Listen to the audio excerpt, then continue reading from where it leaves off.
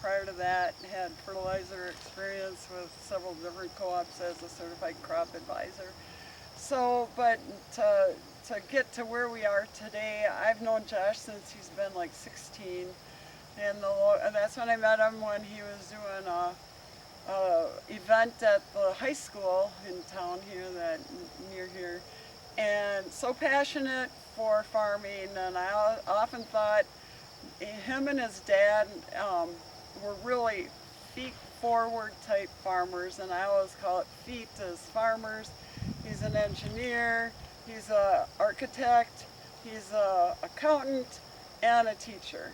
And so putting all those things together, and as we talk about different things throughout the next 45 minutes, you'll understand how he's doing his conservation system to make his farm profitable, and being very calculated and thoughtful while he's doing those programs. So that's all I've got, and we'll give it to Josh. I'm Josh Hiemstra. I farm, guess I'm the third generation on this farm. Started by my grandpa Nano and grandma Alice and the rest of the family. My dad Robert is still a partner with me, and I'm married to my lovely wife Roberta, and my two kids Mason and Cassandra.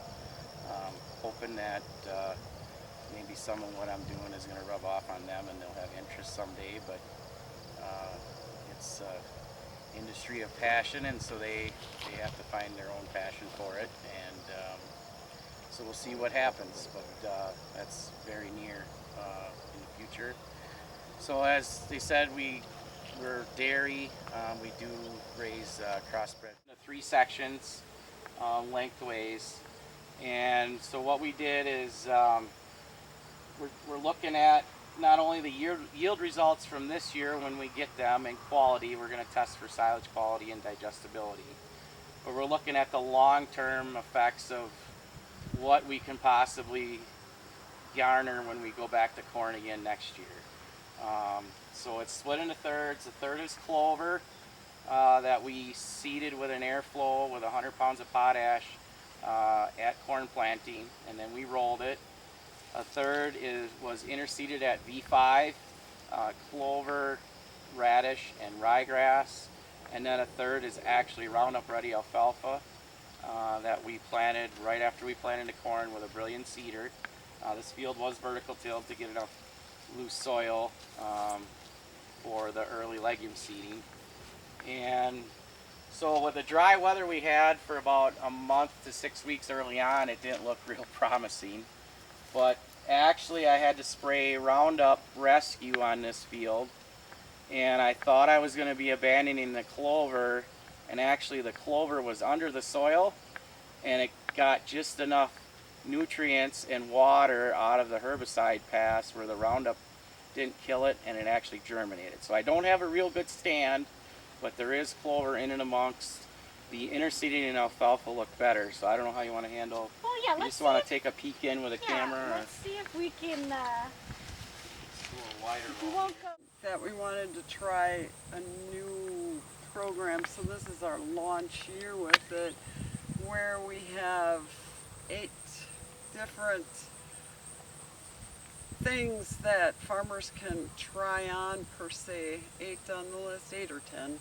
But anyway, different practices where they could just apply for the cost sharing, and we had different price points based on the different cost sharing practices. But we had you did the pretty much all the interseeding. Yeah, I did the interseeding, reduced tillage, rye cover, companion cropping. I think I hit like 6 out of the 8. 6 out of the 8. We have alternative forages, which another one of our landowners before we went live, we were talking about his system, and we do have equipment modification for people who do want to try something, that if they want to buy a piece of equipment, we have cost sharing for that.